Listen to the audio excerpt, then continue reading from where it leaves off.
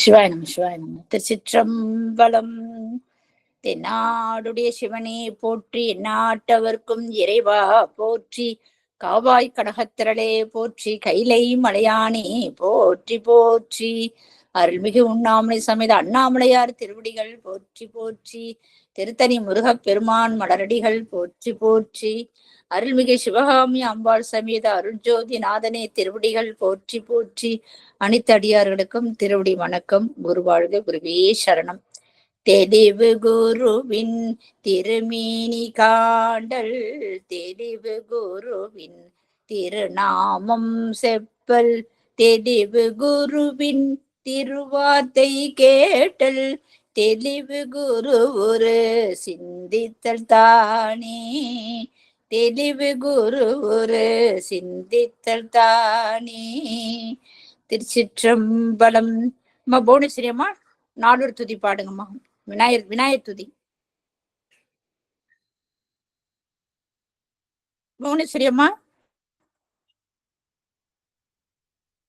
தவறுமா. திருச்சிற்றம்பலம். சிவாய நம.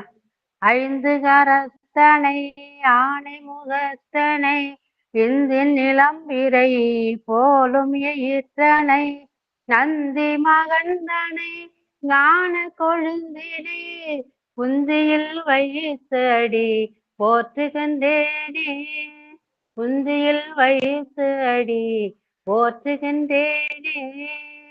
திருச்சிற்றம்பலம். சிவாய நம. நன்றிங்க. லதாம்மா நானூறு துதி பாடுங்கம்மா.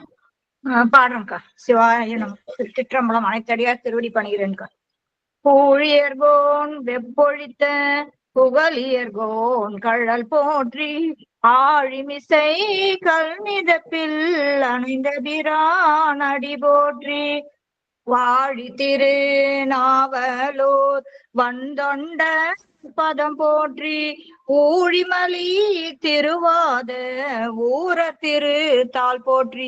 சிவா. திருச்சிற்றம்பலம். நன்றி நன்றிங்கம்மா. ரொம்ப நாள் ஆயிடுச்சு, 1 மாசம் ஆயிடுச்சு கிளாஸா வந்து நம்ம ஆரம்பிச்சு. திருமந்திரம் தொடர்ச்சியா போயிட்டு இருந்தது. இப்ப 2ஆம் தந்திரத்துல சர்வ சிருஷ்டி அப்படின்ற தலைப்புல 26வது பாடல ஐயா எடுக்கணும்னு சொல்லியிருக்கிறாரு. அந்த வகையில எல்லாரும் எடுத்து வச்சுங்க. ஐயா நீங்க ஆரம்பிக்கலாங்க ஐயா. மாறுங்கள் ஐயா. சிவாயம்.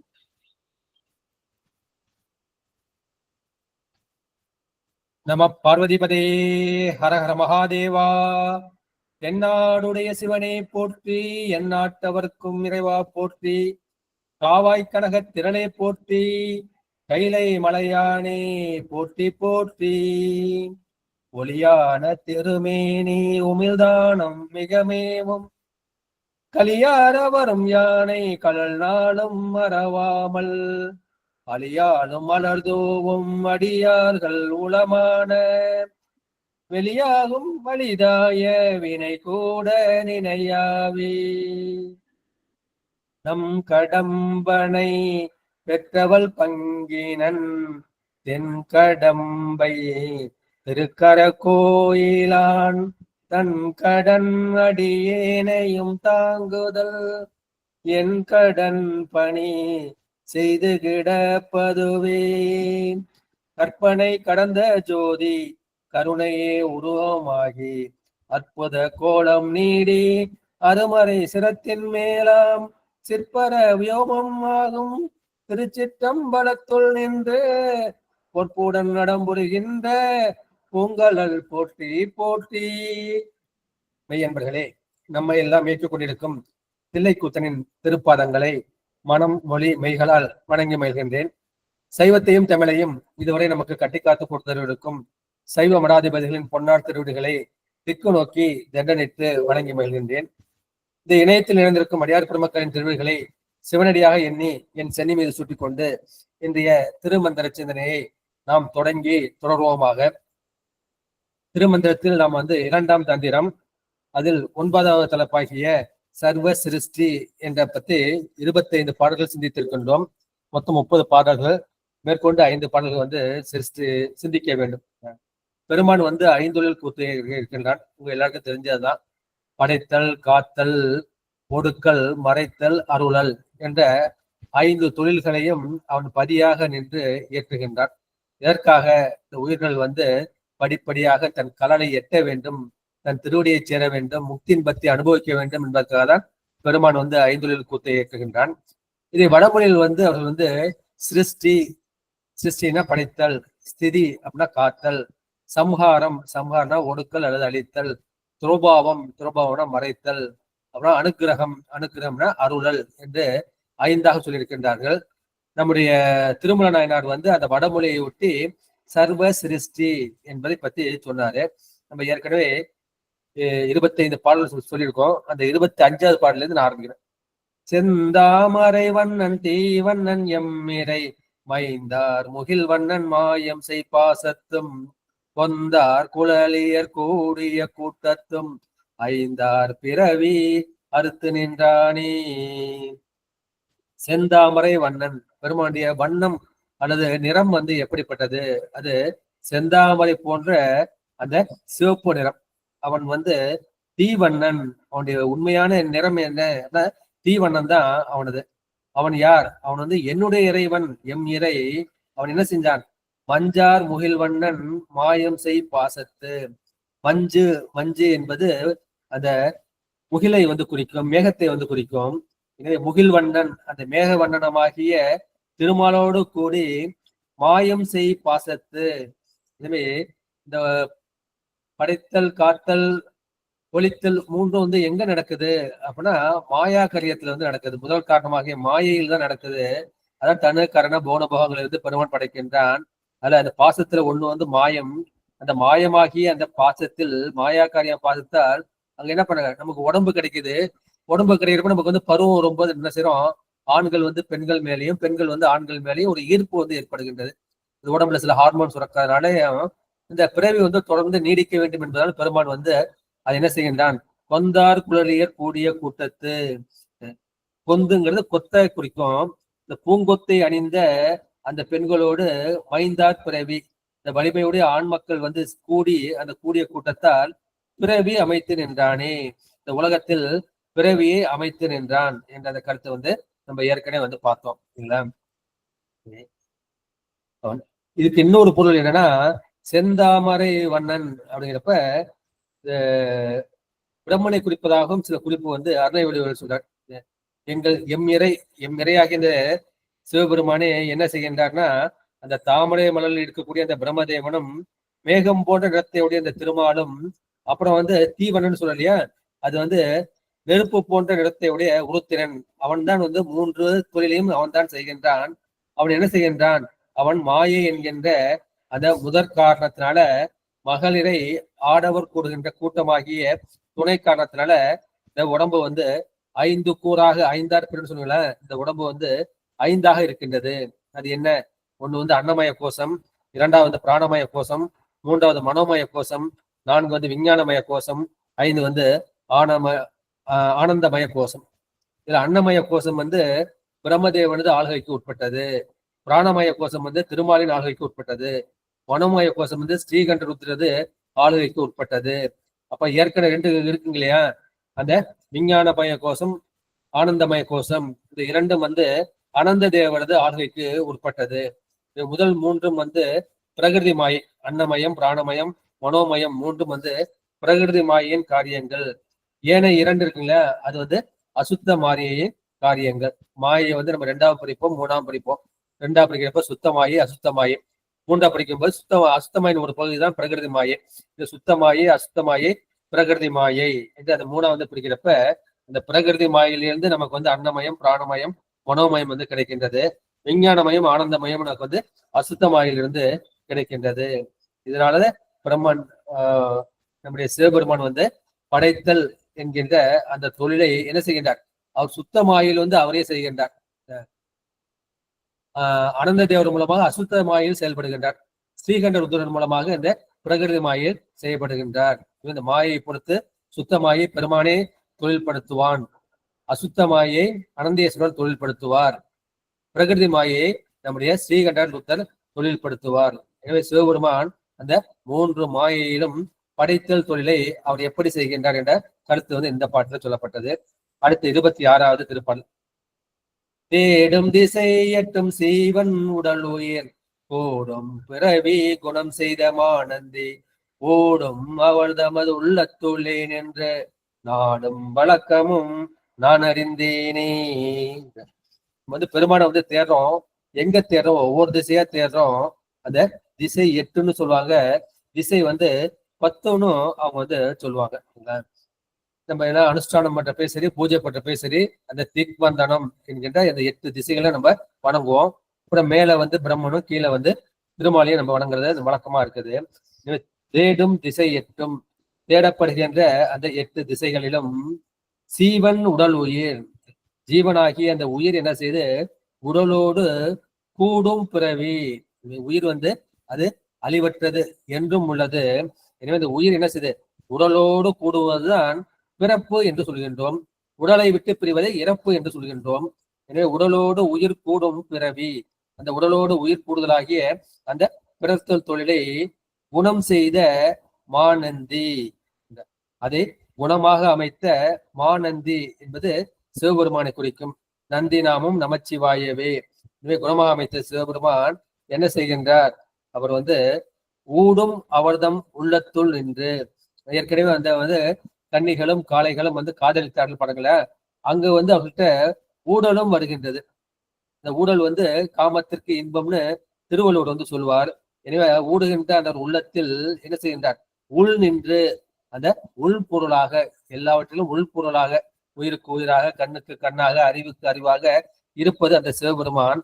அவன் உள்பொருளாக எழுந்தல் நின்று நாடும் வழக்கமும், அவர்கள் ஒருவருக்கு மேல் ஒரு நாட்டம் என்கின்ற விருப்பத்தை செய்கின்ற வழக்கத்தையும் நான் பெருமான் அருளால் அறிந்து கொண்டேன் என்று இந்த பாட்டுல சொல்லியிருக்கின்றார்கள். இனிமே 8 திசை என்பது அந்த 8 திசைகள்ல எல்லா அண்டங்களும் எல்லா போனங்களும் அடங்கிவிடும். அந்த உடலும் உயிரும் கூடுவதுதான் அந்த ஜீவன் குணம். இந்த குணத்தை அதை உயிரின் குணமாக பெருமான் அமைத்து இருக்கின்றார். அப்போது புணர்ச்சியின் காரணமாக அவர்கள் ஊடல் கொள்கின்றார்கள், புலவி கொள்கின்றார்கள். அந்த விருப்பத்தை விளைப்பது யார்? அது சிவபெருமான் தான். யோகியாய் இருந்து யோகத்தை கொடுப்பார், போகியாய் இருந்து போகத்தை கொடுப்பார். இப்போது போகியாய் இருந்து உயிருக்கு போகத்தை கொடுப்பது இந்த பாட்டுல சொல்லியிருக்கின்றார்கள். பெருமான் யோகியாய் இருந்தால் என்ன நடக்கும்? கந்த புராணத்துல பார்த்திருக்கோம். பெருமான் என்ன செய்கின்றார்? என்னுடைய கைலாய மலையில் அந்த யோகத்தில் அமர்ந்து விடுகின்றார். யோகத்தில் அமர்ந்த போது என்ன நடக்க போகின்றது அவருக்கு தெரிந்து விடுகின்றது. அதுல நந்தியை காவல் வைத்து விட்டு என்ன சொல்கின்றார்னா, எல்லோ தேவர்களும் வருவார்கள், காமனும் வருவான். நீங்க என்ன பண்ண? காமனை மட்டும் உள்ளே விடு, மற்ற யாரையும் உள்ளே விட வேண்டாம் என்று சொல்வார்கள். ஏன்னா இவர் யோகத்தில் அமர்ந்திருந்தால் என்ன செய்யல, மற்ற உயிர்களால் அந்த போகத்தை, புணர்ச்சியை அனுபவிக்க முடியாது. பெருமான் திரிகால ஞானம் இல்லையா? எல்லாம் நடக்க போல தெரியும். ஆனா தேவர்களுக்கு எல்லாம் என்னது, எல்லா இன்பமும் இருக்கின்றது, பொன் பொருள் மகளிர் எல்லாம் இருக்கின்றது. அவர்கள் அனுபவிக்க முடியலை, அனுபவிக்காமலும் இருக்க முடியல. ஏன்னா அவங்க ஏற்கனவே அனுபவித்து பழக்கப்பட்டவர்கள். அதனால அவர்கள் என்ன பண்றாங்க? தங்களுக்கு அந்த இன்பம் வேண்டும் என்பதற்காக காமனை தூண்டுகின்றார்கள். உங்க எல்லாருக்கும் தெரிஞ்ச கதை தான். இங்க எல்லோரும் போகும்போது அப்ப என்ன செய்கின்றார்? நந்தி தேவர் நம்முடைய காமனை மட்டும் உள்ளே விடுகின்றார். ஒரு காமன் அவர் மேல் மலர்கனை தொடுக்கின்றான். பெருமான் நெற்றிக்கண்ணை விழிக்கின்றார். நெற்றிக்கண்ணை விழிக்கும் போது அவன் இறந்துபடுகின்றான். எனவே அவன் பெருமான் யோகியாக விட்டால் அவனது எல்லா உயிர்களும் போகத்தை அனுபவிக்க முடியாது என்பது கந்த புராணத்தின் மூலம் நமக்கு அது பெறப்படுகின்றது.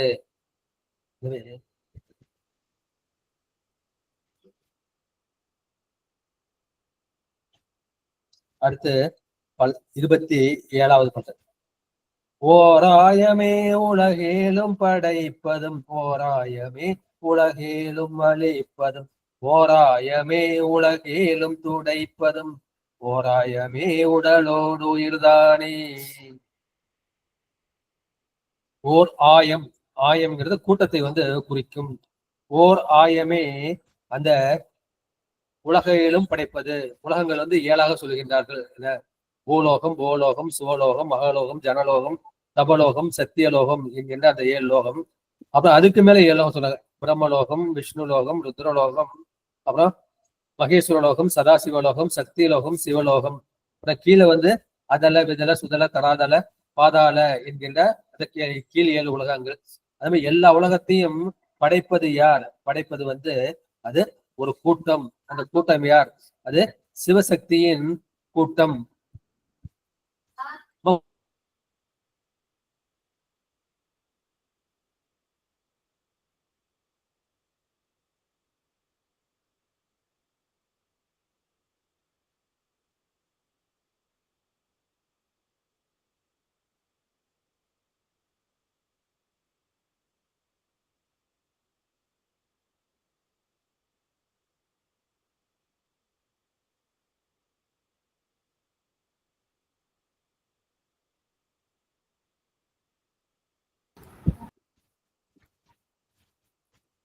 எனவே அந்த சிவசக்தியின் கூட்டம், சிவமும் சக்தியும் ஆகிய அந்த கூட்டம் தான் உலகு ஏழும் படைப்பது. அந்த 7 உலகங்களை படைப்பதும் அதுதான்.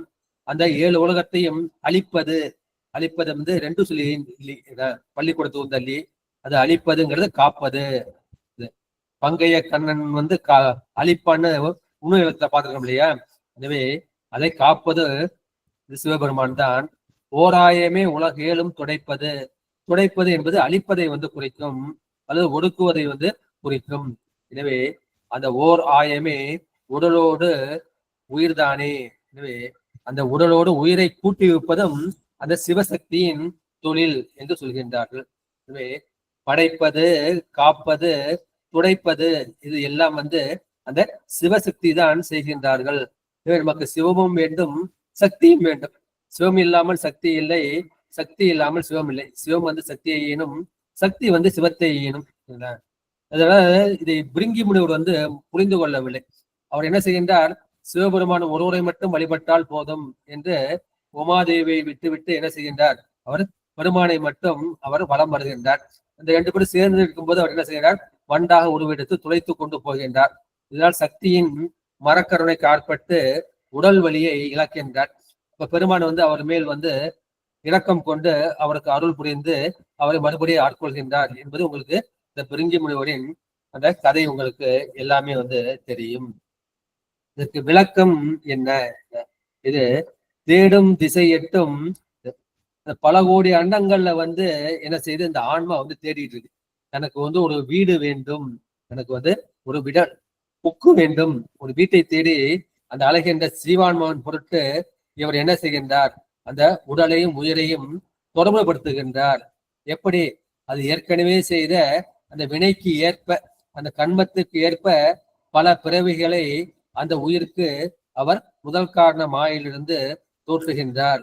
அவர் இப்போது எப்படி செய்கின்றார்? தனது படைப்பாகிய இந்த ஆகமங்களில் எப்படி சொல்லப்பட்டிருக்கின்றதோ அதன்படி அவ்வாறு அவர் செய்கின்றார் என்ற அந்த கருத்தை வந்து சொல்லியிருக்கின்றார்கள். அடுத்து வந்து படைத்தல், காத்தல், அழித்தல் என்ற அந்த 3 தொழில்களை படைப்பது பிரம்மன், காப்பது திருமால், அழிப்பது ருத்ரன். இந்த தொழில்களை இயற்றுபவர்கள் என்ன செய்கின்றார்கள்? அறிவுடை பொருள்கள், அறிவற்ற பொருள்கள். நம்முடைய ஆன்மாக்களாகிய நாம் வந்து அறிவுள்ள பொருள்கள், மற்றதெல்லாம் ஜட பொருள்கள், அறிவற்ற ஜடல் பொருள்கள். அவற்றை எல்லாம் தாங்கி நின்று அவற்றை இயற்றுவதாக யார் சொல்லப்படுகின்றார்கள்? பிரம்மதேவன், திருமால், ருத்ரன் என்று 3 தேவர்களால் சொல்லப்படினும் அவர்கள் எல்லோரும் சிவபெருமான் ஒருவனுடைய அந்த ஆணையை தாங்கி, கட்டளையை தாங்கி அவர் தருகின்ற அந்த குறிப்பின் வழி அவர்கள் இயங்குகின்ற அந்த குலாத்தை சேர்ந்தவர்கள், அந்த கூட்டத்தை சேர்ந்தவர்கள் என்ற கருத்து இந்த பாட்டு. இந்த அமைப்பால் வேறுபட்ட பல கூட்டமாயினும் அது என்ன செய்ய? அது பெருமானுடைய ஒருவனது பணியாளர்கள் என்கின்ற முழுமையால் அது ஓராயம், ஒரு கூட்டம் என்று சொல்லப்படுகின்றது.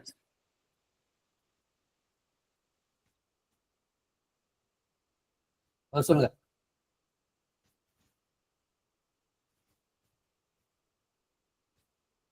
சொல்லுங்க.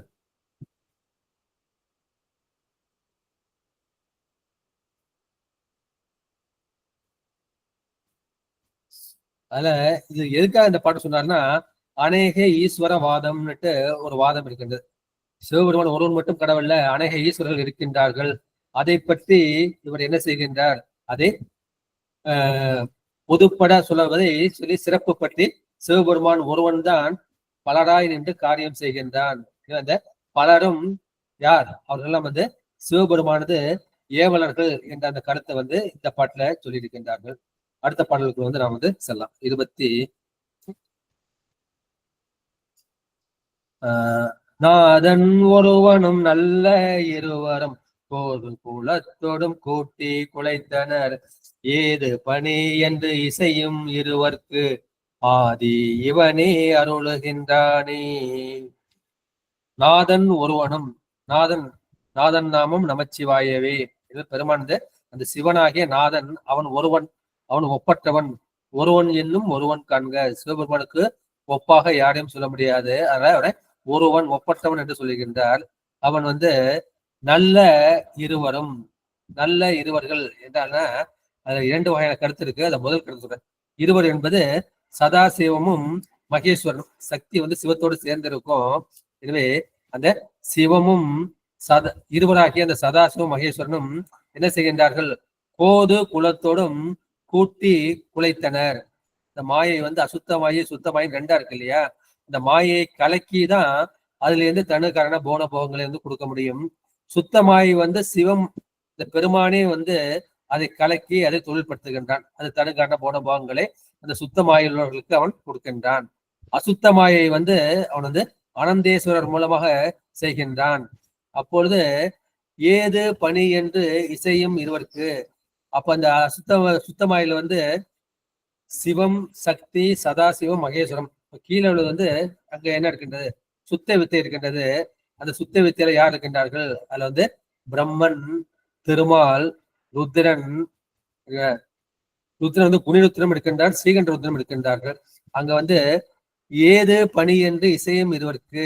அப்போது பிரம்மனும் திருமாலும் வந்து பெருமானே எங்களுக்கு கொண்ட தொழிலை வந்து நீங்கள் அருள வேண்டும் என்று கேட்கின்றார்கள். பெருமானும் அவர்களுக்கு அந்த படைப்பு தொழிலையும் காக்கும் தொழிலையும் அழுகின்றான். இதற்கு இன்னொரு பொருள் என்ன? நாதன் ஒருவன், அந்த ஒருவனாக இருப்பது சிவபெருமான். நல்ல இருவர் என்பது என்ன? அவன் 2 சக்திகளை பயன்படுத்துகின்றான். ஒண்ணு வந்து ஞான சக்தி, கிரியா சக்தி. அந்த 2 சக்தியின் மூலமாக அவன் என்ன செய்கின்றான்? ஆக இப்ப என்ன செய்ய பெருமான் வந்து இச்சா சக்தி, கிரியா சக்தி, ஞான சக்தியில அவன் ஞான சக்தியும் கிரியா சக்தியும் வந்து பயன்படுத்துறான். இச்சா சக்தி வந்து எல்லாம் ஒண்ணுதான். இந்த ஆன்மாக்கள் வந்து உய்ய வேண்டும் என்ற அந்த ஒரே இச்சை, ஒரே விருப்பம்தான். அவன் கோது குலத்தோடும் கூடி. கோதுனா குற்றமுடையது. குற்றமுடையது எது? அது அசுத்தமாயை. குற்றம் இல்லாதது சுத்தமாயை. எனவே அந்த அசுத்தமாய கூட்டத்தில் இருந்து அவன் தனு கரண போன போகங்களை வந்து நமக்கு பயன்படுத்துகிறான். இந்த பொருளாதார சகலராகிய நமக்கு வந்து கொடுக்கின்றான். அந்த விஞ்ஞானங்களுக்கு வந்து சுத்த மாயையிலிருந்து அவன் பயன்படுத்துகின்றான் என்ற கருத்து வந்து இந்த பாட்டில் பெறப்படுகின்றது. இதுக்கு வேறொரு கருத்து என்ன அப்படிங்கிறப்ப, அந்த நாதன் ஒருவனும் தலைவனாகிய அந்த சிவபெருமான் ஒருவனும் நல்ல இருவனும், அந்த நல்லவர்களாகிய பெருமானுக்கு அடியவர்களாகிய அந்த திருமால் அயன் ஆகிய இருவரும் ஆக மூவரும் என்ன செய்கின்றார்கள்? போது குலத்தோடும் கூட்டி. அப்ப முக்குணம் வேணும் இல்லையா? இந்த முக்குணம் எங்க வருகின்றது? அந்த பிரகிருதி மாயையில் தான் வருகின்றது. அந்த நல்லது தீயதாகிய அந்த முக்குணங்களை கூட்டி குலைத்து உலகத்தை ஆக்குகின்றார். போது குலத்தோடும் கூட்டி குலைத்தனர். அப்போது ஏது பணி என்று இசையும் இருவருக்கு. எங்களுக்கு இடக்கூடிய பணி யாது என்று அவரிடம் இசைந்து நிற்கின்ற அந்த இருவராகிய திருமாலுக்கும் அயனுக்கும் என்ன செய்கின்றான்? ஆதி, அந்த இருவருக்கும் ஆதி மூலமாக இருப்பவன் அவன்தான். அவர்கள் வந்து இவனே அருளுகின்றானே. அவர்கள் செய்யத்தக்க அந்த பணியை இவனே அருளுகின்றான். குலமிலராயினும் குலத்திற்கு ஏற்றதோர் நலமிக கொடுப்பது நமச்சிவாயவே. அந்த குலம்ங்கிறதுக்காக இதை சொன்னேன். பெருமான் வந்து நமக்கு வந்து முக்குணம் உண்டு. சத்துவம், ரஜஸ், தபஸ் என்ற 3 உண்டு. பெருமானுக்கு வந்து அந்த குணம் கிடையாது. பெருமான் வந்து என் குணத்தவன் என்ற கருத்துப்படுறார். இந்த உலகம் வந்து முக்குணவயப்பட்டது. பிரகிருதி மாயை தோன்றும் போதே 3 குணங்களும் தோன்றி விடுகின்றது. பெருமான் வந்து குணாதீதன், குணத்துக்கு அப்பாற்பட்டவன். அவன் வந்து நிர்குணன். அவனுக்குன்னு தனியான சத்துவம், ரஜஸ், தமஸ் என்ற குணம் இல்லை. இது எதுக்காக சொன்னார்னா, பௌராணிக மதம்னு இருக்கு, கிரண்ய கற்பம்னு ஒரு மதம் இருக்கு, பாஞ்சராத்திரியம் இருக்கிறார். அந்த மதத்தில் எழக்கூடிய அந்த ஐயங்களுக்காக இந்த பாட்டை பெருமான் வந்து அருளி செய்திருக்கின்றார் என்று சொல்லிவிட்டு 29வது திருப்பாடல். அப்பரிசென்பத்து 400,000 மெய் பரிசெய்தே விருந்துயிராய் நிற்கும் பொய் பரிசெய்தே புகழும் மனிதருக்கு இப்பரிசே இருள் மூடி நின்றானே. பதவுரை பார்க்கலாம். இப்பரிசே இந்த வண்ணத்தில் 84,100,000 அந்த 84,100,000 84 லட்சம் யோனி பேதங்கள் இருக்கின்றன. அந்த 84,100,000 யோனி பேதங்களை அதை பொருந்தி அதை மெய் பரிசு எய்து அதுல இருந்தான் பெருமான் தனுவாகிய உடலை படைக்கின்றான். அந்த யோனி பேதங்களை பொருந்தி விருந்தி இறைவன் என்ன செய்கிறான்? அந்த உயிர்களை படைத்து அந்த உயிருக்கு உயிராக அவன் என்ன செய்கிறான்? அங்கே நிற்கின்றான். உரை சேர் 84,100,000 யோனி பேதம் படைத்து அவற்றின் உயிருக்கு உயிராய் நிற்கின்றான் என்ற கருத்தை ஞானசம்பந்த புராணத்தை பார்த்திருப்போம்.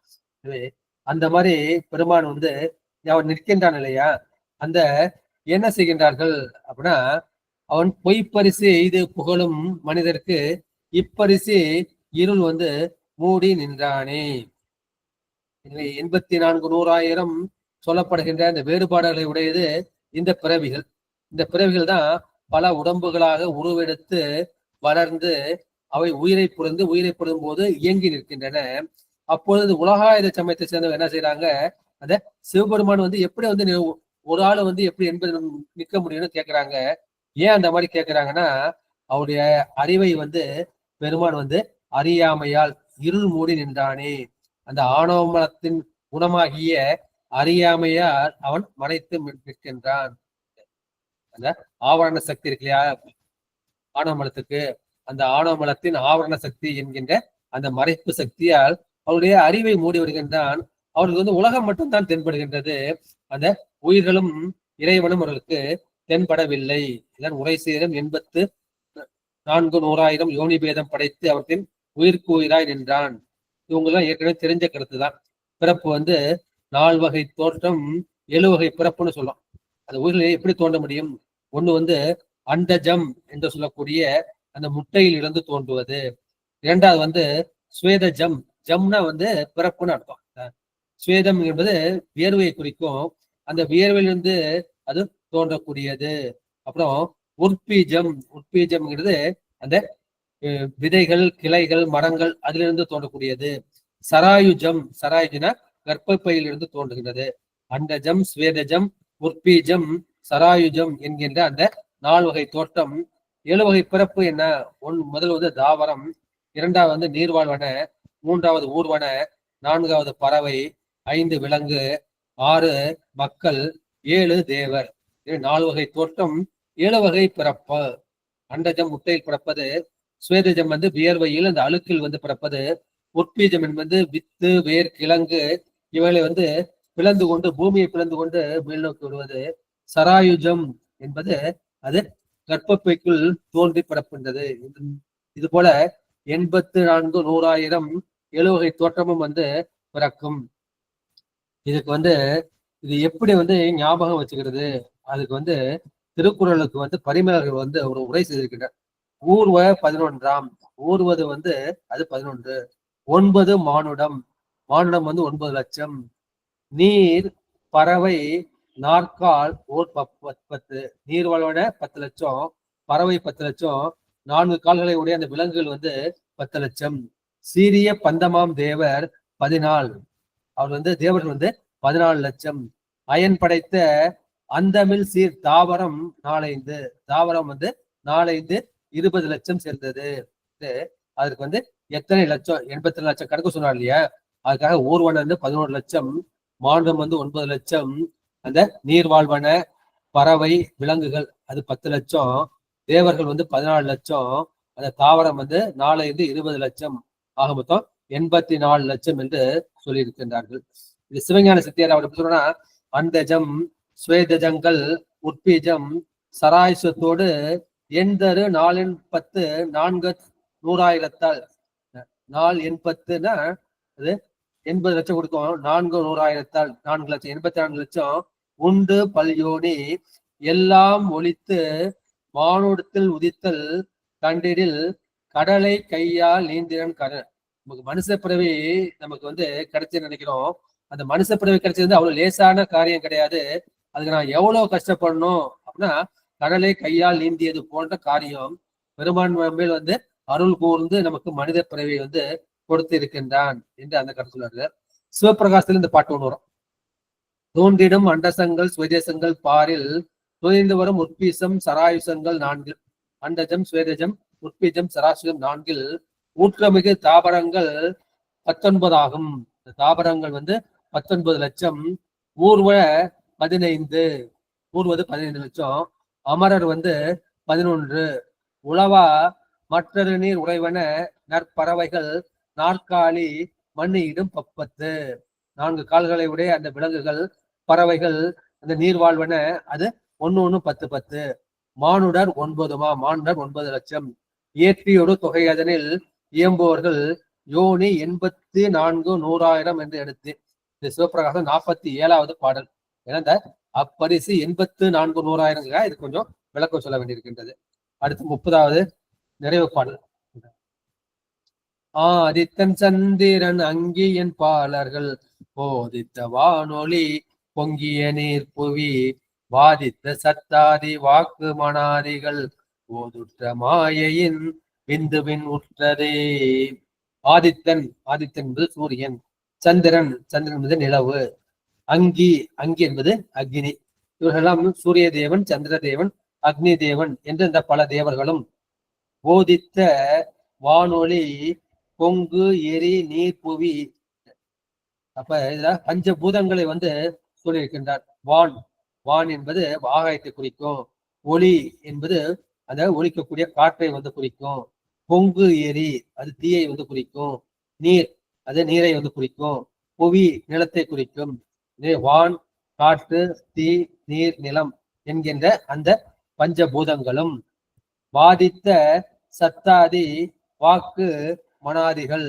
நம்ம பேசுறதுக்கு என்ன பண்றோம்? வாக்கை பயன்படுத்தும் இல்லையா? அந்த வாக்கை கொடுப்பது இந்த வாயாகிய கண்மேந்திரம். அந்த வாக்கு முதலாகிய அந்த கண்மேந்திரியங்களும் மனாதிகள் இந்த மனம் முதலான அந்த கரணங்கள், மனம், புத்தி, சித்தம், அகங்காரம் என்று சொல்லக்கூடிய அந்த அந்த கரணங்கள் ஓதுற்ற மாயையின். இது அது அசுத்தமாயை சுத்தமாயை விந்துவின் உற்றது, இவற்றிலிருந்து தோன்றியது. விந்து என்பது அது சுத்தமாயை குறிக்கும். அது போதித்த வான், போதித்த வான் என்பது அது போதம் என்பது அறிவை குறிக்கும். வான் என்பது ஆகாயத்தை குறிக்கும். இந்த ஆகாயம் என்பது எது? அது அறிவு உருவாகிய ஆகாயம். அதான் சித்தம், சிதம்பரம் அப்படின்னு சொல்லப்படுது. சித் அம்பரம், சித்துனா அறிவு, அம்பரம்னா வெளி. எனவே அறிவு உருவாகி அந்த ஆகாயம். பாடின பாட்டு இல்லையா? கற்பனை கடந்த ஜோதி கருணையை உருவமாகி, அதுல சிற்பர வியோமம் ஆகும் திருச்சிற்றம்பலத்தில். சிற்பம்னா சித்தை குறிக்கும், அறிவை குறிக்கும். பரம்னா மேலானது, வியோமம்னா ஆகாயம். எனவே அது மேலான அறிவு ஆகாயம். அந்த அறிவு ஆகாயமாகிய இந்த உயிர் தான் பெருமான் என்று நடனம் ஆடுகின்றான் என்று அந்த கருத்து சேக்கிலாரும் சொல்லியிருக்கின்றார்கள். இவை இந்த மாதிரி பெருமான் என்ன செய்கின்றார்? அதாவது 30 மந்திரங்களால் நமக்கு படைக்கும் தத்துவத்தை கொடுத்து இருக்கின்றார்கள்.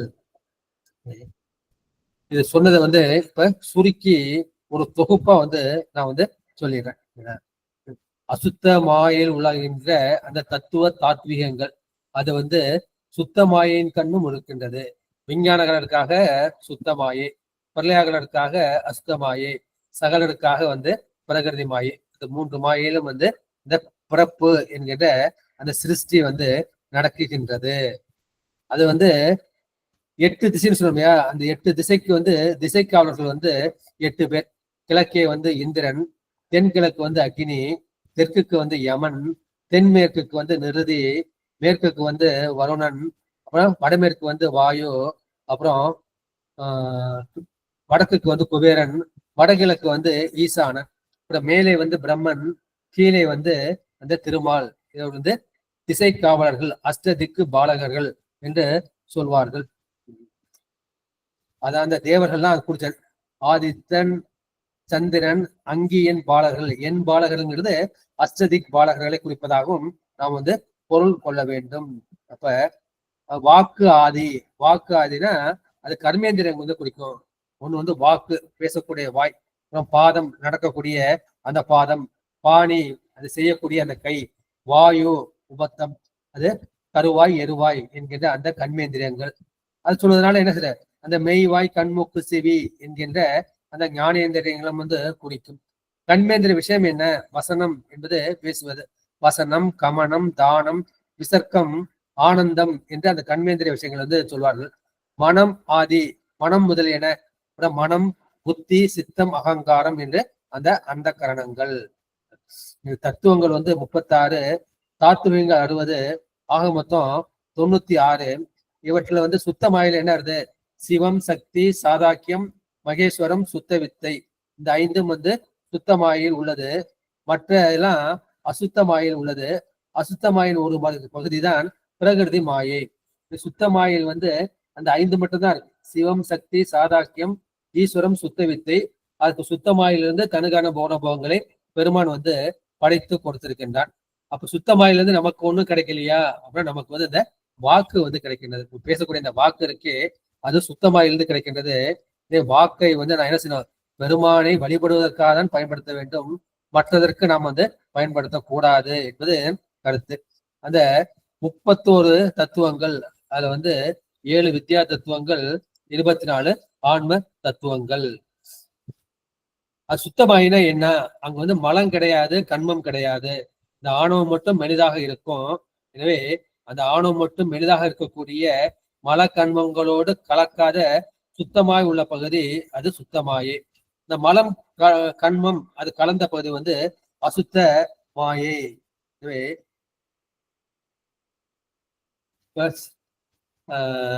காலம், நியதி, கலை, வித்தை, அராகம், புருடன், மாயை, இந்த 7ம் வந்து அந்த அசுத்த மாயில் வித்யா தத்துவத்தில் வந்து இருக்கின்றது. ஆன்ம தத்துவம் வந்து பஞ்சபூதங்கள் வந்து 5, அதன் தன்மாத்திரைகள் வந்து 5, ஞானேந்திரியங்கள் 5, கர்மேந்திரியங்கள் 5, 20 ஆயிடுச்சு. அப்புறம் மனம், புத்தி, சித்தம், அகங்காரம் என்கின்ற 4. 24 ஆன்ம தத்துவங்கள், 7 வித்யா தத்துவங்கள், 5 சிவ தத்துவங்கள் ஆகிய 36 தத்துவங்கள். அவற்றோடு 60 தாத்திவங்களை கூடி பெருமான் வந்து சுத்தமாயி, அசுத்தமாயி, பிரகிருதி மாயை என்கின்ற 3ஐயும் பெருமான் வந்து படைப்பு தொழிலை நடத்துகின்றான். சுத்தமாயில் தானே வந்து சிருஷ்டிக்கின்றான். அசுத்தமாயில் அனந்தேஸ்வரர் சிருஷ்டிக்கின்றார்.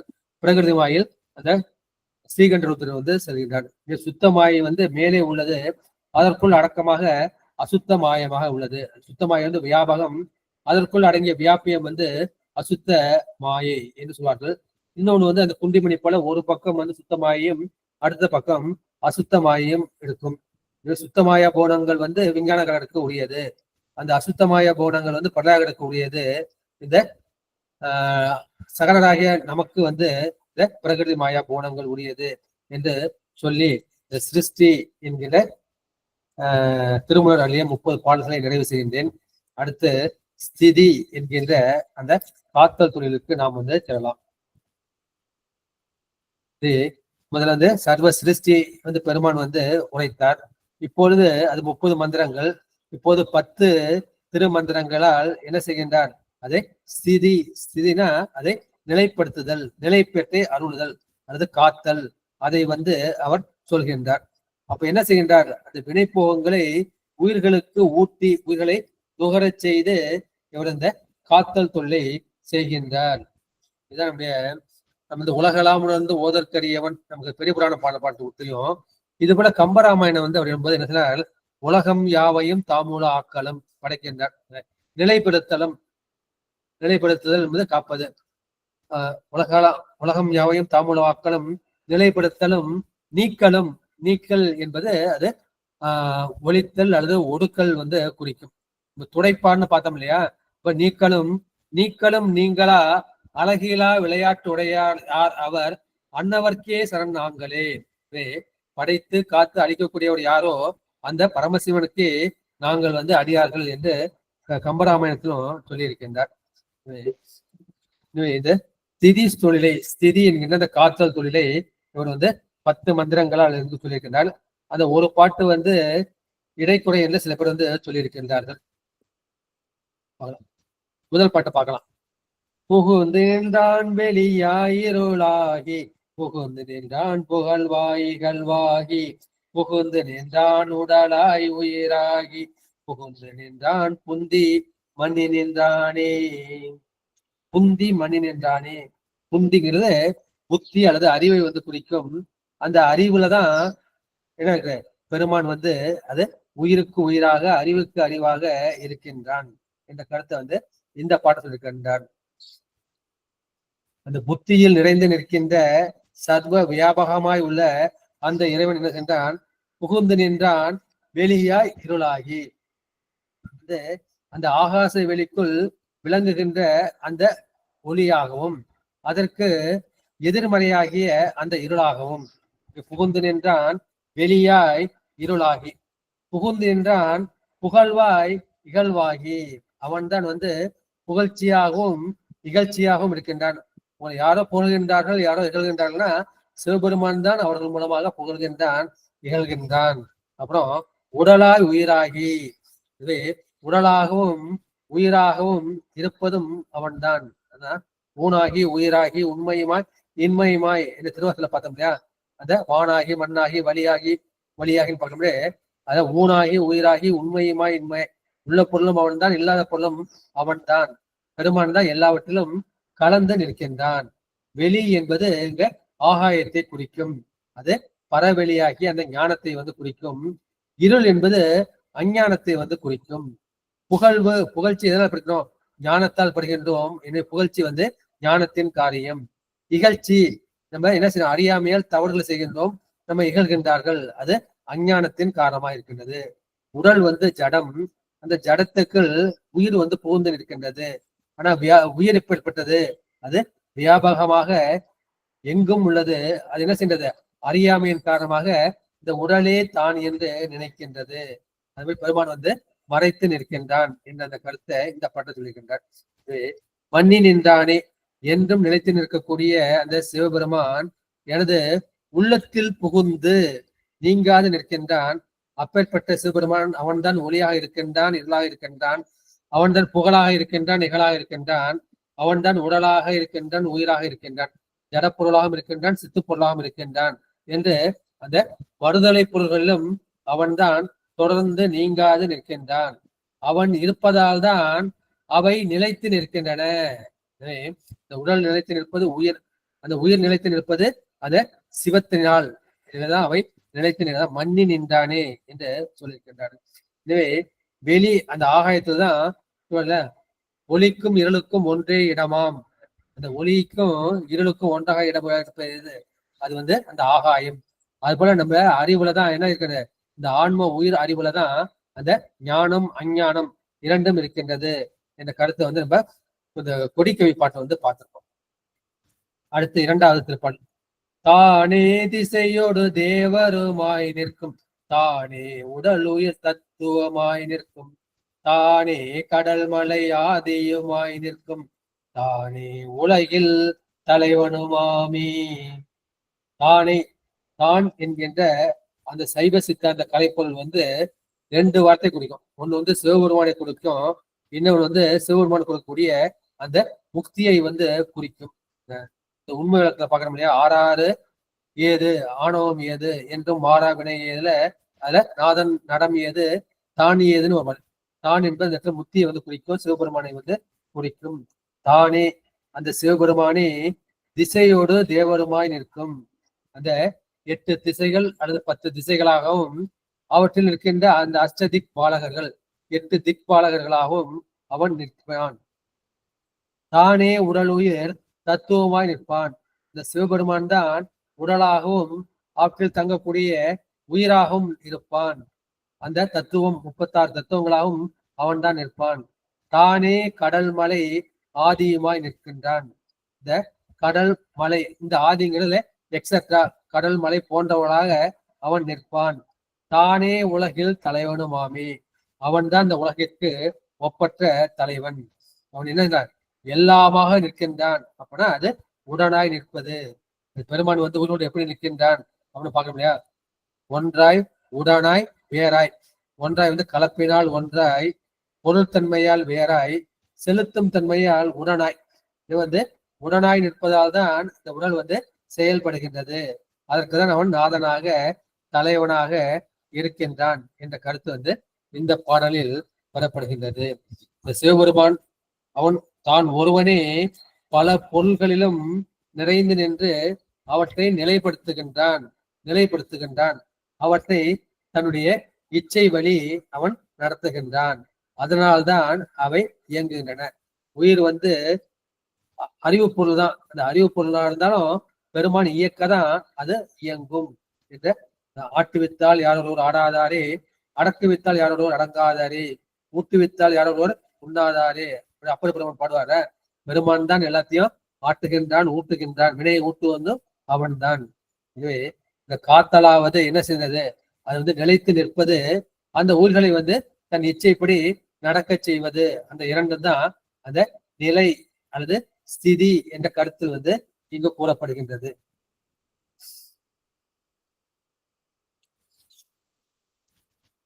இதுல கூட ஒரு பாட்டு வரும். உலகேன திசை பத்தன தான் ஒருவனே பலவாகி நின்றவா தோல் நோக்கம் ஆடாமோ. தோல் நோக்கத்திலையும் மாணிக்க வாசகர் வந்து இந்த கருத்து தான் இருக்கும். அந்த ஒருவன் வந்து எல்லா பொருள்களும் எவ்வாறு வந்து நிற்கக்கூடும் என்பதற்கு பதிலாக அடுத்த பாடல், 3வது பாடலை வந்து சொல்லியிருக்கின்றார். உடலாய் உயிராய் உலகமதாகி கடலாய் கார்முகில் நீர் பொலிவானாய் இடையாய் உழப்பில் எங்கும் தானாகி அடையாய் பெருவழி அண்ணல் நின்றானே. பதவுரை பார்க்கலாம். உடலாய் உடலாகவும், உயிராய் உயிராகவும், உலகமதாகி உலகமாகவும், கடலாய் கடலாகவும், கார்முகில் கரிய மேகமாகவும், நீர் பொலிவானாய் நீரை பொழிகின்ற அந்த வானாகவும், இடையாய் உழப்பிலி இவை எல்லாவற்றமாகவும், இவற்றின் இடையிலே அவற்றின் உள் உழைப்பவனாகவும், உழப்பிலி எங்கும் கேடு அற்றவனாகவும், எங்கும் தானாகி எங்கும் சர்வ வியாபகமாகவும் இருக்கின்றவன் அடையார் பெருவெளி அண்ணல் நின்றானே. இந்த கண்ணு எப்படிப்பட்ட கண்ணு? அது வந்து பெரிய கண்ணு. அந்த பெரிய கண்களையுடைய அந்த அண்ணலாகிய பரமேஸ்வரன் என்ன இருக்கிறான்? அவன் எங்கும் தானாகி நிற்கின்றான்.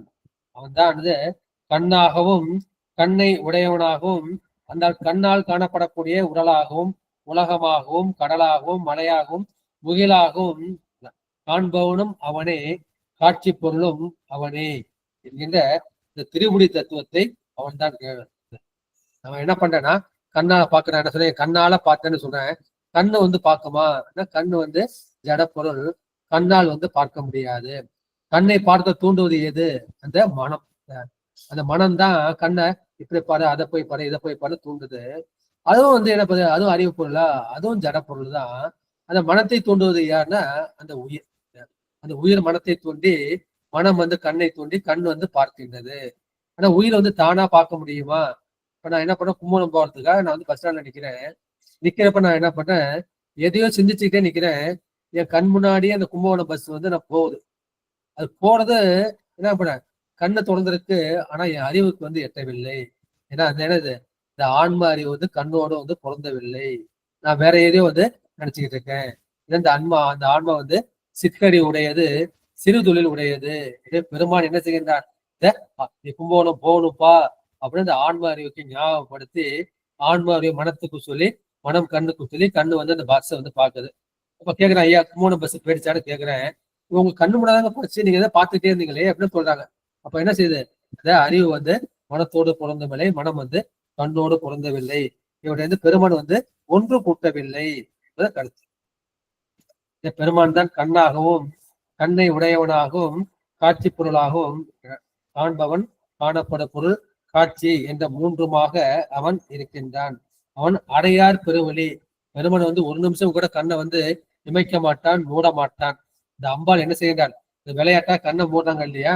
உலகமே வந்து இருந்து விடுகின்றது. பெருமான் தன்னுடைய நெற்றிக்கண்ணை வெளிப்பிக்கின்றான் இல்லையா? அந்த பெருமான் வந்து அடையார் பெருவெளி, அது வந்து மூடாத பெருவெளி. இந்த பெரிய கண்கள் வந்து உலகம் முழுவதும் ஒளியை கொடுக்கின்றது என்ற கருத்தை இந்த பாட்டுல வந்து பார்க்கிறோம். அடுத்த பாட்டு வந்து சில புக்கள் இருக்கு, சில புக்கள் இல்ல. தானொரு காலம் தனிச்சுடராய் நிற்கும் தானொரு கால் சண்ட மாருதமாய் நிற்கும். அது முன்பின்னா வந்திருக்கு.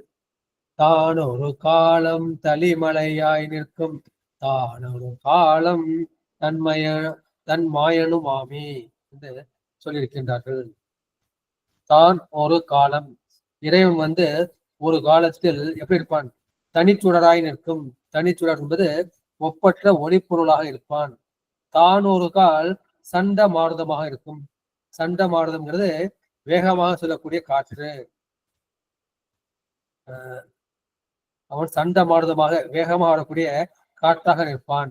தான் ஒரு காலம் தன் மலையாய் நிற்கும். அவன்தான் குளிர்ந்த மலையாகவும் அவன்தான் ஒரு காலத்தில் இருப்பான். அந்த கார்காலத்தில் அவன்தான் மலையாக இருப்பான். தான் ஒரு காலம் தன் மாயனும் ஆமேன். ஒரு காலத்தில் மாயனாக இருந்து திருமாலாக இருந்து இந்த உலகத்தை காப்பான். தனிச்சுடர் என்பது ஒப்பற்ற சுடர். இது நம்ம உலகத்துக்கு ஒப்பற்றதாக இருப்பது அந்த சூரியன். இந்த சூரியன் பெருமானுக்கு வலது கண்ணாக இருக்கின்றது. சிவபெருமான் அந்த உயிர்களது அறிவு நிலைக்கு ஏற்ப கதிர்கடவுள், இந்த சூரிய கடவுள், வழி கடவுள், காட்டு கடவுளாகிய அந்த வாயு கடவுள், மலைக்கடவுள்ங்கிறது வருணன், அந்த மாதிரி நிற்பான். மலைக்கு இந்திரனையும் சொல்லுவாங்க இல்லையா? அது மாதிரி பல்வேறு கடவுளாய் தோன்றுவான். அந்த மாதிரி அவனே தான் திருமாலாக இருந்து காக்கின்றான் என்று சொல்றார். ஒரு கால் என்பது ஒரு காலத்தில் அல்லது உயிர்களின் பக்குவ நிலைக்கு ஏற்ப, அது போல அந்த இயக்கும் கடவுளை இது குறிக்கின்றது. காப்பவன் மாயவன் என்றோ திருமால் தானே காக்கின்றானா, திருமால் மூலமாக சிவபெருமான் தான் காக்கின்றான். காப்பவனும் சிவனே என்ற கருத்து இந்த பாட்டுல வரப்படுகின்றது. அடுத்து 5வது திருப்பாடல். அன்பும் அறிவும் அடக்குமாய் நிற்கும் இன்பமும் இன்ப கலவியுமாய் நிற்கும் முன்பொரு காலமும் ஒளியுமாய் நிற்கும் அன்புற 5ல் அமர்ந்து நின்றானே.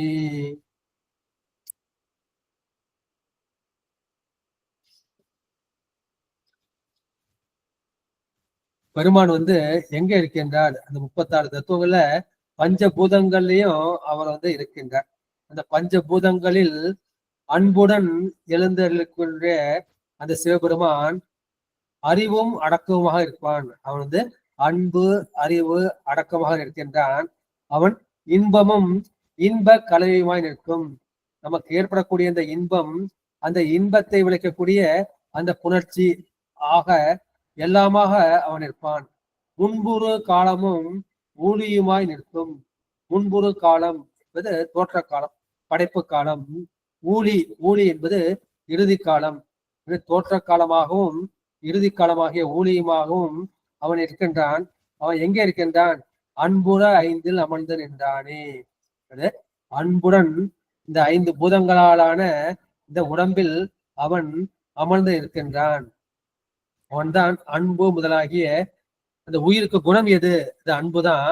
அன்பு முதலாக உயர்குணமாகவும் அவன்தான் இருக்கின்றான். அந்த புணர்ச்சி என்கின்ற தொழிலாகவும் அவன்தான் இருக்கின்றான். அவன்தான் பொழுதாகவும் இருக்கின்றான். காலை, மதியம், மாலை என்ற அந்த பொழுதாகவும், தோற்ற காலம், ஊழிக்காலம் என்ற அந்த காலமாகவும் அவன்தான் இருக்கின்றான் என்ற அந்த கருத்து இந்த பாட்டுல சொல்லியிருக்கின்றார். எனவே இந்த திருவருளால் 5 பூதங்களில் இருக்கக்கூடிய அந்த சிவபெருமானே குணங்கள் 3ஆய் நிற்பான். 3 குணம் பார்த்தீங்கன்னா சத்துவம், ரஜஸ், தமஸ் என்ற அந்த 3 குணம். காலங்கள் 3, கடந்த காலம், நிகழ்காலம், எதிர்காலம் என்கின்ற அந்த 3 காலமாகவும் இருப்பான் என்று சொல்லியிருக்கின்றார்கள். சிவபெருமான் அவன் அட்டமூர்த்தி வடிவனன். அட்டமூர்த்தி வடிவம் என்பது அந்த 5 பூதங்கள், நிலம், நீர், நெருப்பு, காற்று, ஆகாயம், சூரியன், சந்திரன், ஆன்மா என்ற அந்த 5 குறிக்கும். எட்டுக்கொண்டார் தம்மை தொட்டுக்கொண்டேன் என்றார் விட்டார் உலகம் என்று உந்தி வர வீடும் எளிதாம் என்று உந்தி வர. எட்டுக்கொண்டார் 8 உருவை கொண்ட அந்த சிவபெருமானை நாம் தொட்டுக்கொண்டே இருக்க வேண்டும், நினைத்து கொண்டே இருக்க வேண்டும். அப்புறம் நமக்கு வீடு பேரு எளிதாக கிடைக்கும், இந்த உலகப்பற்றை விட முடியும் என்று உந்தியார் சொல்லும். இந்த பெருமான் தான் அட்டமூர்த்தி வடிவாக இருக்கின்றான். அதுல அந்த 5 பூதங்களாகவும் அவன்தான் இருக்கின்றான். அந்த 3 குணங்களாக சத்துவம், ரஜஸ், தமஸ் என்று இந்த மாணவனுடைய 3 குணங்கள் அவனுக்கு கிடையாதாலும் அந்த உடலோடு இருக்கும்போது அந்த உடலுக்கு அந்த உயிரை பொருந்துகின்றது உயிர் வந்து சிவத்தோடு பொருந்திருக்கின்றது. அவன் குணாதீதன். அந்த குணம் வந்து அந்த 3 குணங்களும் இந்த உயிருக்கு உடையது. ஏன் இந்த கருத்தை சொல்றாங்கன்னா, அது சிவபெருமான் வந்து காப்பது கிடையாது, திருமால் தான் காக்கின்றான்னு அந்த பாஞ்சராத்திர மதம் சொல்லுது. இந்த பாஞ்சராத்திர மதத்தை மறுத்து இந்த கருத்தை இவர்கள் வந்து இந்த சொல்லி இருக்கின்றார்கள். அடுத்த பாடல். உற்று வனைவான் அவனே உலகினை பெற்று வனைவான் அவனே பிறவியை சுற்றிய சாலும் கொடமும் சிறுதூதை மற்றும் அவனே வனைய வல்லானே. வனைதல் என்பது ஆக்குவதை வந்து குறிக்கும். குயவன் வந்து குடத்தை வனைந்தான், குடத்தை வந்து அவன் செய்தான், குடத்தை வந்து ஆக்கினான், குடத்தை உண்டாக்கினான் என்ற கருத்தை வந்து சொல்லியிருக்கின்றார்கள். அப்போ வந்து நம்ம பார்ப்போம் இல்லையா, எங்க பார்ப்போம், சித்தாந்தத்துல இருந்து பார்ப்போம். முதற்காரண மாயை வந்து மண்ணாக சொல்வார்கள். அந்த முதற்காரண மாயைங்கிறது மண்ணு. அந்த மண்ணிலிருந்து குயவன் வந்து பல பண்டங்களை படைப்பது போல அந்த இறைவன் வந்து என்ன செய்கின்றான், அந்த முதற்காரண மாயிலிருந்து என்ன செய்கின்றான், இந்த தனு காரண போன உபங்களை படைக்கின்றான். அப்புறம் மண்ணுங்கிறது மாயை குறிக்கும். அதை செய்யக்கூடிய அந்த குயவன் வந்து சிவபெருமான். அவன் தான் வந்து நிமித்த காரணன். மாயை வந்து முதல் காரணம், இவன் பெருமான் வந்து நிமித்த காரணன். துணை காரணம் எனக்கு அவனுக்கு வந்து இந்த தண்டு குலாம்னா வேணும் இல்லையா, அது வந்து தண்டு குலாம் போல இவனுக்கு சக்தியை வந்து பயன்படுத்துகின்றான். உற்று வளைவான் அவனே உலகினை, இந்த உலகத்தை அல்லது பிரபஞ்சத்தை அவன் உற்று பொருந்தி வனைவான், சிருஷ்டிப்பதும் அவனே. பெற்று வனைவான் அவனே பிறவியை, இந்த உயிர்களை பெற்று அந்த பிறவியை கொடுப்பவனும் அவனே, உயிர்களுக்கு பிறவியை கொடுப்பவனும் அவனே. அப்புறம் இல்லையா, அடுத்து சாலும் குடமும் சிறுதூதை மற்றும் அவனே வளைய வல்லானே. சால்னா இந்த பெரிய பாத்திரம், அண்டா சால்னு சொல்லுவாங்க அந்த காலத்துல. அந்த சால், குடம், தூதை, இது போல அந்த குயவன் வந்து என்ன செய்யறார், பல பாண்டங்களை படைக்கின்றார் இல்லையா. அது போல பெருமான் என்ன செய்கின்றார், யானை முதலா எறும்புராய, இந்த யானை பெரிய ஒரு விலங்கு, எறும்பு சின்னது, அது போல பல உடல்களை அவன் படைக்கின்றான். உற்று என்பது அந்த மாயை கலக்கி அதை பெற்று அந்த உயிர்களுக்கு உடலை பெற்று, அப்ப அவன் செய்யணும் என்ன செய்யணும், அவன் வந்து சிவசக்தியாக இருக்க வேண்டும், அவன் அம்மை அப்பராக இருக்க வேண்டும். அம்மையப்பரே உலகுக்கு அம்மையப்பர் என்று அறிக, அம்மையப்பர் அப்பரிசே வந்தளிப்பார் என்று திருக்கல். அம்மையப்பர் தான் அந்த அப்பரிசாகிய புத்தி பரிசை வந்து கொடுப்பார். எனவே சுற்றிய சால், இந்த திரிகைங்கிறது இருக்கும் இல்லையா, சக்கரம் இருக்கும், அந்த சக்கரத்தை அந்த திரிகை வந்து சுற்றியதால அவன் என்ன சொன்னார், சால்னா பெரிய பாண்டம், தூதைங்கிற கலையத்தை வந்து குறிக்கும், குடம் வந்து உங்களுக்கு தெரியும். அது போல கலையம், குடம், பெரிய சால் போன்ற அந்த சிறியவும் பெரியவும் ஆகிய அந்த உடல் பேதங்களை அவன் கொடுக்கின்றான். எதை கொண்டு கொடுக்கின்றான், அவர்கள் ஏற்கனவே செய்த வினைக்கு ஈடாக அவன் கொடுக்கின்றான்.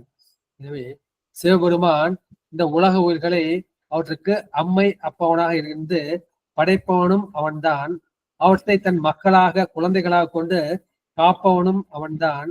இது தேவர் மக்கள் என்கின்ற அந்த சிறப்புடைய உயிர்களுக்கு மட்டுமல்ல, மற்ற விலங்குகள், பறவைகள், ஊர்வன, நீர்வாழ்வன, தாவரம், இந்த மாதிரி சின்னஞ்சிறிய உயிர்களுக்கும் அவன் பார்த்து பார்த்து செய்யறான். ஓர் உயிர் தாவரம் முதல்ல 7 அறிவுடைய அந்த தேவர்கள் வரைக்கும் பார்த்து பார்த்து செய்யறான். அந்த உயிர்கள்ல வந்து அவன் வந்து வேதம் பார்க்கறதே இல்லை. எல்லா உயிர்களும் வந்து அவனுடைய குழந்தைகள் தான். எனவே ஆக்குவது என்பது அது வனைவது, திருத்தல் என்பது திருத்தம் செய்வது என்ற கருத்தை இந்த படத்தில் சிவபெருமான் ஒருவன் தான் வனைய வல்லவன். அவனுடைய ஆற்றலின் பெருமையை இந்த பாட்டில் திரும்பவும் கூடி சொல்லி இருக்கின்றார்கள். அடுத்து 7வது பாட்டு. உள் உயிர்ப்பாய் உடல் ஆகி நின்றான் நந்தி வெள்ளுயிராகும் வெளியாய் விலங்கொலி உள்ளுயிர்க்கும் உணர்வேயுடனுள் பரம் தல்லுயிராம் வண்ணம் தாங்கி நின்றானே. உள் உயிர்ப்பாய், உயிர்ப்பு, உயிர்ப்புனா மூச்சு விடுது, பெருமூச்சு இருந்தான்னு கூட மூச்சு இருந்தான்னு சொல்றாங்க இல்லையா. அப்பர் பாட்டுல கூட ஒண்ணு வரும், என்னுள்ளே உயிர்ப்பாய் புறம் போந்து பொக்கு திரு இன்னம்பர்ல குறுந்தொகையில சொல்றாரு, என்னுள்ளே உயிர்ப்பாய் இந்த மூச்சு காற்றா எது வெளியே போகுது உள்ள வருது, மூச்சு வெளில போகுது உள்ள வருது. என்னுள்ள உயிர்ப்பாய் புறம் போந்து பூக்குன்னு அவர் சொல்லுவாரு. அந்த உயிர்ப்பாய்ங்கிறது அந்த மூச்சு காற்றாக, அந்த மூச்சு காற்று என்ன செய்யுது, அது வந்து உள்ளே போகுது. அதை வந்து பூரகம் என்று சொல்வார்கள். அது உள்ள கொஞ்ச நேரம் நிக்குது, அதை கும்பகம்னு சொல்லுவாங்க. மூச்சு காற்று திரும்ப வெளியே வருது, அது ரேசகமாக இருக்கின்றது. பெருமான் வந்து அந்த மூச்சு காற்றாக அது பூரிக்கப்படும் போது உள்மூச்சான பூரகமாகவும், உள்ளே நிற்கும் போது கும்பமாகவும், வெளிவிடும் போது அவன் ரேசகமாகவும் அந்த காற்றாக நிற்கின்றான். அவன் வெள் உயிர். வெள் என்பது வெண்மையை குறிக்கும். வெண்மை என்பது அது பரமான்மாகிய அந்த சிவ பரவெளியை வந்து குறிக்கும். இந்த ஜீவான்மா எப்படிப்பட்டது? இந்த ஜீவான்மா வந்து அது வெள் ஆன்மா கிடையாது, வெள் உயிர் கிடையாது. அது தூய்மை அற்றது, மாசுண்டு கிடப்பது. மாசுண்டு கிடைக்கும் அந்த ஜீவான்மாகிய அந்த உயிரில் வந்து அறிவு தோன்றுவதற்கு காரணமாக அந்த பெருமான் தான் இருக்கின்றான். அந்த இயற்கை அறிவே, அந்த சிவனின் அறிவே உயிரின் உடலை இடமாக கொண்டு நிற்கும் பரம்பொருள் என்று சொல்லப்படுது. உணர்வே உடலுள் பரம்னு சொல்லிட்டாங்க இல்லையா, அந்த உடலுள் இருக்கக்கூடிய பரம்பொருள். அதை வந்து அந்த உயிர் இழந்து விட்டால், அது இழந்து நிற்கும் உயிர் என்ன செய்யும், அது உடலாகவும் பெரும் உடலாக நிற்கும், பிணமாக நிற்கும். எனவே அந்த உடல் வாழ்வதற்கு அதுக்குள் என்ன செய்தான், அவன் வந்து உயிர் காற்றாக, மூச்சு காற்றாக, பிராண காற்றாக சிவபெருமான் தான் அதனை காத்து நிற்கின்றான் என்ற அந்த கருத்தை இந்த பாட்டுல வந்து சொல்லியிருக்கின்றார்கள். எனவே தூய உயிர், அந்த வெள்ளுயிர் என்று சொல்லக்கூடிய அந்த பரமான்மா அவன் தான் வந்து என்ன செய்கின்றான், வெளியாய் பரவெளியாய் பரசு வெளியாக இருக்கின்றான். அவன் வந்து விலங்கொலி உள்ளுயிருக்கும் உணர்வே உடலில் புறம்புகுந்து அந்த ஜீவான்மாகிய அந்த உயிர்கள் அறிவு தோன்றுவதற்கு காரணமாக நிற்கின்றான். அந்த இயற்கை அறிவே அந்த உயிரின் உடலை இடமாக கொண்டு நிற்கும். அந்த மாதிரி அந்த பேரறிவு உடலை இடமாக கொண்டு நிற்கும் போது அதை பரம்பொருள் என்று சொல்லப்படும். இந்த பரம்பொருளை இழந்து விட்டால் அந்த உயிர் வந்து நிலைத்து நிற்காது, அந்த உடலை விட்டு பிரிந்து விடும். அப்போது அதை வந்து பிணம் என்று சொல்வார்கள். எனவே அந்த உடலாக இருப்பதும் அந்த சிவபெருமான் தான். அந்த உடல் வாழ்வதற்கு அதனுள் இருக்கக்கூடிய உயிர்ப்பாக, அந்த மூச்சு காற்றாக, உயிர் காற்றாக, பிராண காற்றாக இருப்பதும் அந்த சிவபெருமான் தான். அவன் தான் அவற்றை தாங்கி நிற்கின்றான். பெருமான் வந்து உள்ளே பூரிக்கப்படுகின்ற பூரக காற்றாகவும் உடலாகவும், அந்த உடல் முழுதும் நிறைந்து உள்ளவனாகவும், அவன் எப்படி, அவன் வந்து நிமலன், அனாதியே மலமொன்றால் பற்றப்படாத சுத்தான்மாவாக, நிமலன் அமலன் விமலனாக சுத்தான்மாவாக இருக்கின்றான். அவன் வடிவம் எப்பட்டது, அதாவது பரவெளி வடிவம், அங்கிங்கனாதபடி எங்கும் பிரகாசமாய் ஆனந்த பூர்த்தியாகி, அங்க இருக்கான்னு சொல்லாம எல்லா இடத்துலயும் அவன் வந்து இருக்கான், ஆனந்தமாக இருக்கின்றான். இறைவன் பற்றப்படாத சுத்தான்மாக இருக்கின்றான், பரவெளி வடிவாக இருக்கின்றான். அவன் ஜீவனோடு பொருந்தி அவன் என்ன செய்தான், ஒளியுடன் கூடிய அந்த சுவாசிக்கும் காற்றோடு உடலில் பரவி அந்த உயிரானது தம் கால எல்லைக்குள் தள்ளப்படா வண்ணம், பிராரப்தவினை வினையும் வரைக்கும் அந்த உயிருக்கு வந்து கால எல்லை உண்டு, ஆயுள் உண்டு. அது வரைக்கும் பெருமானவற்றை காத்து நிற்பான். வெள்ளுயிர் என்பது சுத்தான்மா. நாம ஏன் வெள்ளூர் கிடையாது, நம்ம வந்து கேவல நிலையில மலத்துல அழிந்து கிடைக்கிறோம். எனவே நாம வந்து அசுத்த ஆன்மாக்கள். இந்த இறைவன் தான் மலம் பட்ட முடியாத சுத்தான்மா. எனவே அதை வந்து வெள் உயிர் என்று சொன்னார். வெளி என்பது அந்த பரவெளியை குறிக்கும், இந்த பூத ஆகாசத்தை வந்து குறிக்கும், பெருமான் இருக்கக்கூடிய அந்த பரசவியை குறிக்கும். எனவே வந்து இந்த உடல்ல வந்து உயிர் தங்கி நிற்பதற்கு என்ன காரணம், அது பெருமானுடைய கருணைதான் காரணம் சொல்லியிருக்கின்றார். அதுக்கு அடுத்த பாடல், தாங்கரும் தன்மையும் தானவை பல்லுயிர் வாங்கிய காலத்து மாற்றோர் பெரிதில்லை, ஓங்கி எழுமைக்கும் யோகாந்தம் வழி தாங்கி நின்றானும் அத்தாரணி தானே.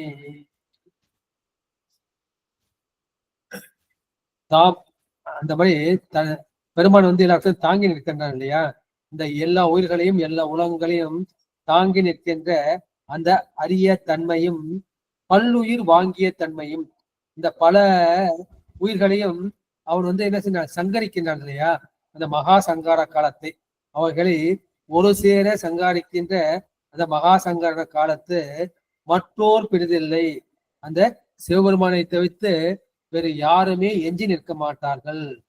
அப்ப என்ன செய்கின்றான் அவன்? ஓங்கி எழுமைக்கும் யோகாந்தம் அவ்வழி. முதல்ல வந்து இந்த சங்கார காரணத்தை சொல்றாரு. அடுத்து வந்து எழுமை. எழுமைனா ஏழை வந்து குறிக்கும். அந்த ஏழு வந்து என்னென்ன அப்படின்னா வந்து நம்ம உடம்புல வந்து 6 ஆதாரங்கள் இருக்கின்றன. மூலாதாரம், சுவாதிஷ்டானம், மணிப்புரகம், அநாகதம், விசுத்தி, ஆக்ஞை என்கின்ற இந்த 6 ஆதாரங்கள். இது ஆதாரம். நிராதாரம் வந்து இந்த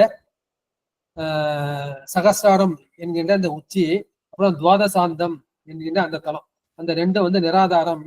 அதான் யோகத்தின் அந்தம். அந்த யோகத்தின் அந்தத்தில் அவன் வந்து என்ன செய்கிறான்? எல்லாவற்றையும் தாங்கி நிற்கின்றான். தாங்கு அரும் தன்மை. இந்த தாங்கிய அருமை, அது அருமையான காரியம் என்று அதை வந்து சொல்லுகின்றார்கள். அடுத்து வாங்கிய காலத்து. வாங்கிய காலம்னா சர்வ சங்கார காலம். இது கூட நம்ம திருவாசல பார்க்கலாம். என்ன பண்ணுவோம்? வச்சு வாங்குவாயின்னு பார்ப்போம் இல்லையா? விண்ணும் மண்ணும் யாவையும் வச்சு வாங்குவாய், வஞ்சக பெரும் புலையனே பிச்சனாக்கினாய், உன் பெரிய அன்பருக்கு உரியனாக்கினாய், நச்சு மாமரம் ஆயினும் கொளார் நானும் அங்கனே உடையநாதனே. அந்த பாட்டுல வந்து வச்சு வாங்குவாயின்னு பாரு. விண்ணு மண்ணகம் முழுதும் யாவையும் வச்சு வாங்குவாய். இந்த விண்ணு மண்ணு, இந்த பஞ்சபூதங்கள், 36 தத்துவங்கள் எல்லாவற்றையும் நீதான் வைப்ப, நீதான் வந்து வாங்குவ, நீதான் வந்து படைப்ப, நீதான் காப்ப, நீதான் வந்து என்ன செய்வ? ஒடுக்குவாய். இந்த மகா சங்கார காரணத்தை வந்து நீ சொல்லியிருக்கிறார். இந்த மகா சங்கார காலத்துல என்ன செய்கின்றார்? இந்த சக்தியை கூட தனக்குள்ள இருந்து ஒடுக்கிட்டு அவர் ஒருவன் மட்டுமே வந்து எஞ்சி நிற்பார். வேற யாருமே அங்க எஞ்சி நிற்க மாட்டார்கள். அதுக்குள்ள நம்ம என்ன செய்யணும்? நம்ம அந்த யோகத்தின் வழியாக இந்த 6 ஆதாரங்களை கடந்து இங்க சகசிராரத்தை தாண்டி இந்த துவாதசாந்தம் என்று சொல்லக்கூடிய அந்த 12 அங்கத்துக்கு மேல் உள்ள அந்த யோகாந்தத்துக்கு நம்ம சென்றோம்னா பெருமான் கூட நாம் சேர முடியும். இது ஒன்றுதான் வழி என்று சொல்லுகின்றார்கள். எனவே அந்த மூலாதாரமுள்ள அந்த 6 ஆதாரங்கள், அதை கடந்த அந்த சகசிராரம், துவாதசாந்தம், இது மொத்தம் யோக அந்தம். யோகாந்தம்னா யோகத்தின் முடிவை சொல்றார். யோகத்தின் முடிவு வந்து இந்த துவாதசாந்த பெருவழி. அது மாதிரி இவர் வந்து 6 அந்தங்கள்னு ஒரு சாப்டர் இருக்கு. சடாந்தம்னு பேரு. சட்டுன்னா 6. பெருமான் வந்து சண்முகன் இல்லையா? 6 முகங்களை உடவு இல்லையா? அதனால சட்ட அந்தம். சட்ட அந்தம்னா அந்த 6 பொருளுடைய எல்லையை வந்து குறிக்கும். ஒண்ணு வந்து சித்தாந்தம், சித்தத்தின் அந்தம். ரெண்டாவது வேதாந்தம், வேதத்தின் வந்து அந்தம். மூன்றாவது வந்து யோகாந்தம், யோகத்தின் அந்தம். 4வது வந்து போதாந்தம். போதாந்தம் என்பது அந்த அறிவின் வந்து அந்தம். 5 வந்து யோகாந்தம், யோகத்தின் வந்து அந்தமும். கலாந்தம், கலைகளுடைய முடிவு என்று 6 அந்தங்களை வந்து இவர் வந்து சொல்லுவார்கள். இதுதான் நம்ம என்ன செய்யணும்? படிப்படியா தான் முன்னேற முடியும். நம்ம எடுத்தோடனே வந்து இங்க மேல போக முடியாது. இதை பற்றி ஒரு உந்தியார் ஒரு பாட்டு உண்டு.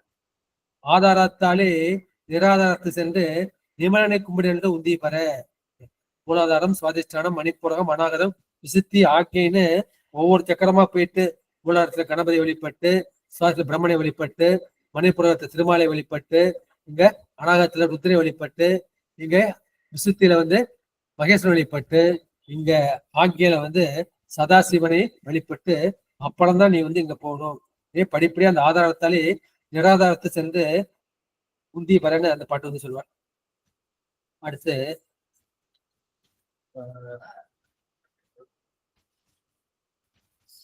என்னுள்ளே உயிர்ப்பாய் புறம்போந்து புக்கு என்னுள்ளே நிற்கும் இன்னம்பர் ஈசனே. மூச்சு காற்று வெளியவும் இருக்கு, உள்ளவும் இருக்கு. உயிர் காற்று, அந்த உயிர் காற்று இருக்கப்ப பெருமானே நீ வந்து உள்ளே இருக்க, வெளியே இருக்க, நீதான் மூச்சு காற்றா இருக்க. என்னுள்ளே உயிர்ப்பாய் புறம் போந்து புக்கன் இருக்கும் இன்னம்பர் ஈசனே. இது திருக்குறந்தொகையில 21வது பதிகம். அது முதல் வந்து பாட்டு. சிவபெருமான் வந்து பல உயிர்களையும் அவற்றின் உடலில் நிறுத்தி காக்கின்ற காலத்தில் அந்த காத்தல் தொழிலை செய்கின்றார். அப்ப அவற்றின் உடம்பில் இருந்து அந்த உயிர்களை பிரிக்கும் போது அவர் என்ன செய்கின்றார்? அந்த ஒடுக்கும் தொழிலை அல்லது ஒழிக்கும் தொழிலை வந்து செய்கின்றார். எனவே காக்கும் தொழிலையும் செய்வது அவர்தான், அந்த பிரிக்கும் தொழிலை செய்வதும் அவர்தான், படைக்கும் தொழிலையும் செய்வதுதான். அப்புறம் எழுமை. எழுமை வந்து இந்த எழுவகை பிறப்பு நம்ம பார்த்தோம். தாவரத்திலிருந்து தேவர்களுடைய 7 வகை பிறப்பு பார்க்கிறோம். அந்த 7 வகை பிறப்பு நமக்கு என்ன கிடைக்கணும்? ஞானம் கிடைக்கணும். அந்த ஞானத்தில் வந்து அந்த உயிர்களை செலுத்துவது சிவபெருமான் தான்.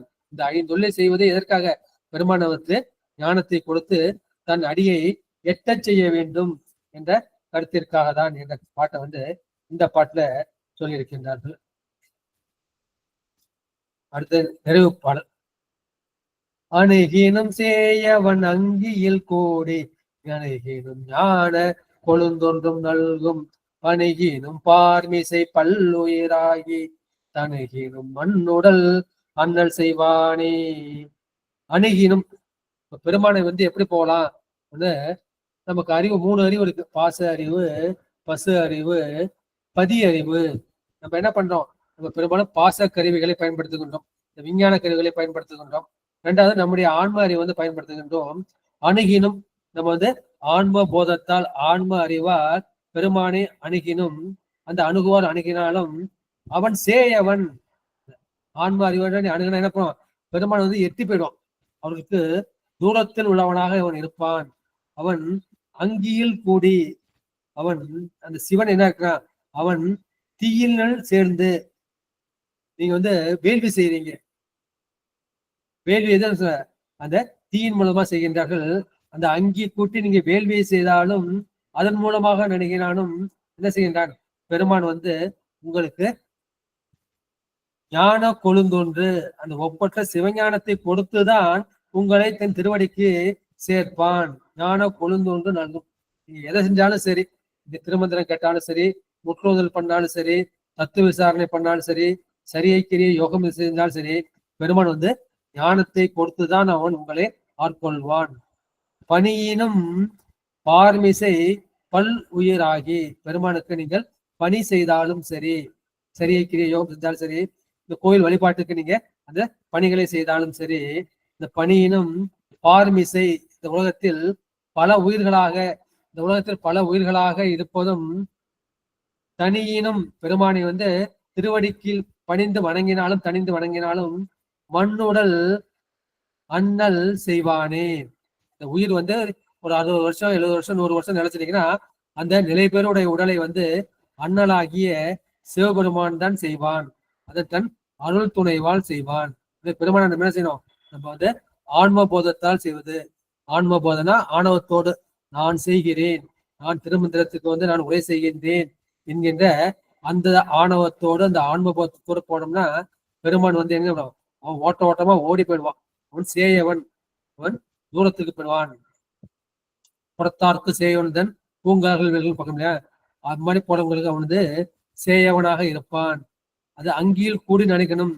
இங்க தீ வளர்த்து பெருமானை நீங்க வந்து வழிபட்டாலும் என்ன செய்யறார்? அவன் வந்து உங்களுக்கு ஞானத்தை கொடுத்துதான் அவன் அருள் செய்வான்.